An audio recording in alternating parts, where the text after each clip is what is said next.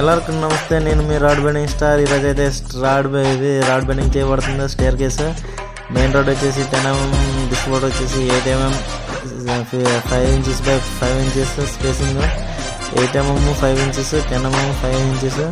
అదే 5 inches mark పైన వేయడం జరిగింది. ఆ మార్క్ను బట్టి మనం రోడ్డు తోస్తున్నాడు, మనం కట్టడం జరుగుతుంది.